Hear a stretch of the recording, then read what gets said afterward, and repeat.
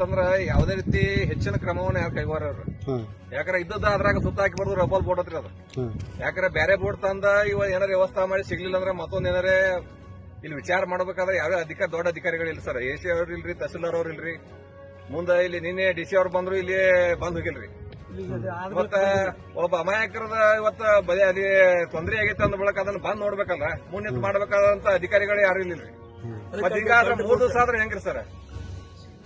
ತಹಸೀಲ್ದಾರ್ ಅವ್ರಿಲ್ಲ, ಇಲ್ಲಿ AC ಅವ್ರಿಲ್ಲ, DC ಅವ್ರಿಲ್ಲ, ಮತ್ತೆ ಹೆಂಗ ಆಗ್ಬೇಕ್ರಿ? ಪಾಪ ಅಮಾಯಕರ ಜೀವಕ್ಕೆ ಬಲಿಗೆ ಅದಕ್ಕೇನು ಬೆಲೆ ಇಲ್ಲ ಅಂದ್ರೆ ಯಾರಿಗೆ? ಸಾಹೇಬ್ರ ಕಂಟ್ಯಾಗ ಇದ್ರ ಬೋಟ್ ತಗೊಂತ್ರಿ ಎರಡು ಸಿಗತ್ತನ್ರಿ ಅಂದ್ರೆ ಏನಾರಿ ಏರ್ ಬೋಟ್ ರೀ, ಉಬ್ಬಿದ ಇದ್ರದೈತ್ರಿ ಅದು, ಉಬ್ಬು ಅಂತ ಬಲೂನ್ ಬೋಟ್ ಐತ್ರಿ.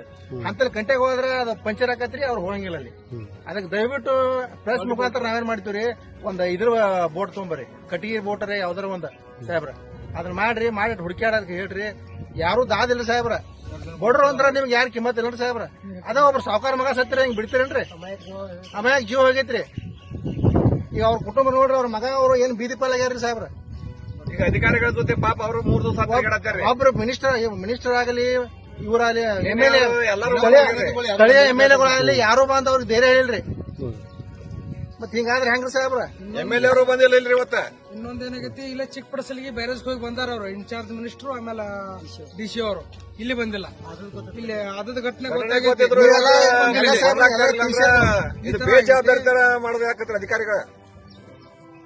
ಇಲ್ಲಾಂದ್ರೆ ಸಾಹೇಬ್ರ ಒಂದ್ ದಿನಸ ಮಾಡತ್ ಹೇಳ್ರಿ, ನಮ್ನೆಲ್ಲ ಶಿಫ್ಟ್ ಮಾಡತ್ ಹೇಳ್ರಿ ಬೇರೆ ಕಡೆ. 24 ನಮ್ ಪರಿಹಾರ ಕೊಡತ್ ಹೇಳ್ರಿ, ನಮ್ ಶಿಫ್ಟ್ ಮಾಡ್ರಿ. ನಾವು ಹೊಳಿ ದಂಡಿಗೆ ಬರಂಗಿಲ್ರಿ ನಾವು. ಅಲ್ರಿ ವರ್ಷ ಒಂದ್ ಜೀವ ಹೋಗತ್ರಿ ನಮ್ಮದ.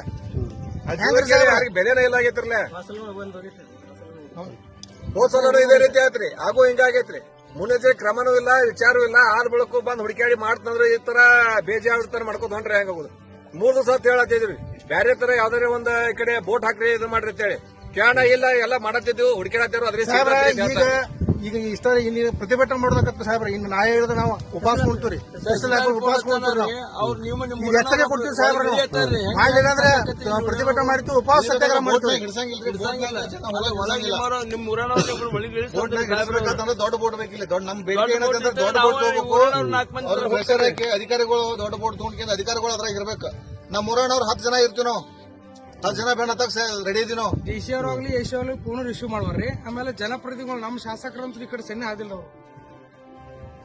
ಮತ್ ಈ ರೀತಿ ಮಾಡೋದ್ರಿಂದ ಒಂದು ನ್ಯಾಯ ಸಿಗಬೇಕಾಗೈತ್ರಿ ಬಡವರಿಗೆ.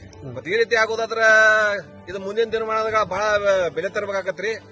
ಆದಷ್ಟು ಅಧಿಕಾರಿಗಳು ಇವತ್ತಿನ ನೋಡ್ರಿ, ಕೈ ಮುಗಿದು ಹೇಳ್ತೀವಿ, ಆದಷ್ಟು ಇವತ್ತು ಹೆಂಗಾರ ಮಾಡಿ ನಮಗೆ ದೊಡ್ಡ ಬೋಟ್ ಇವತ್ತು ವ್ಯವಸ್ಥೆ ಮಾಡಿಕೊಡ್ರಿ. ಇದೊಂದ ನಾವು